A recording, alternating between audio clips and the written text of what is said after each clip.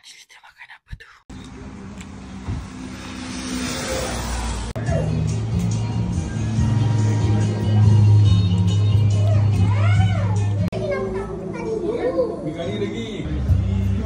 Sambal manis lemak. Please. Rendang harimau menangis. Rendang ayam. Hai.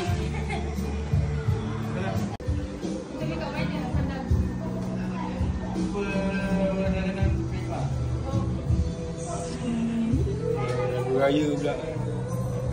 Raya. Cik makan. Ha?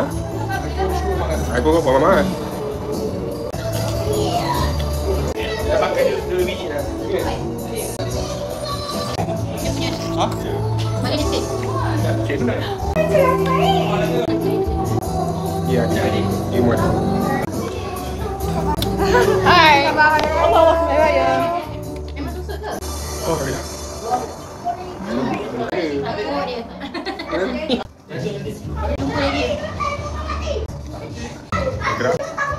Nasi lemak dia merah menyala. So ni rendang harimau menangis. Lemak.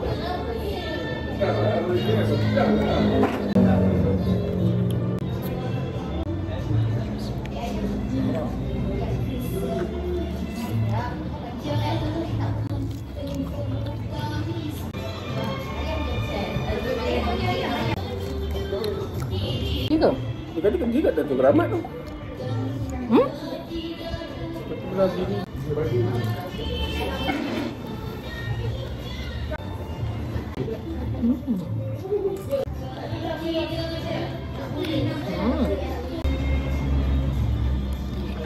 Lembut lah.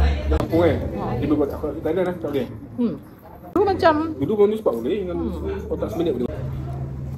Tak pakai gang 5.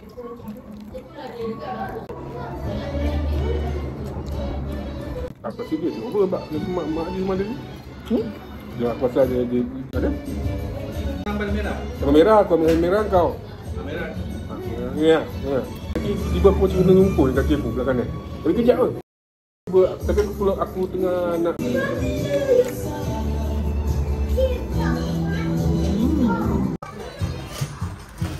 Burger design yang bukan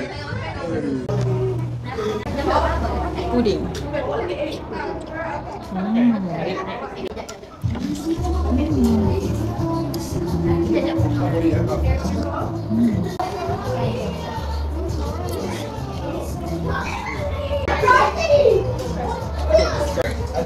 Kau mesti kena buat ni.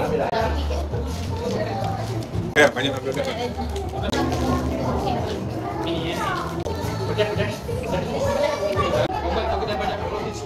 Ha. Kurang kena makan kau. Ayam makan. Cepat. Sehari ni sama. Ya. Ada kisah? Masuk pun habis sama kalori. Lagak tu tu penyakit kau laku. Kau laku.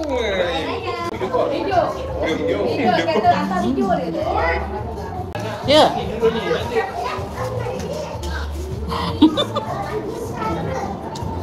Kalau dia nangis macam nak keluar.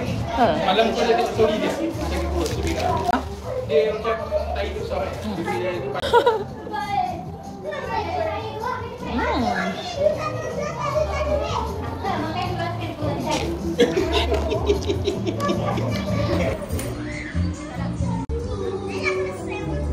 Oi.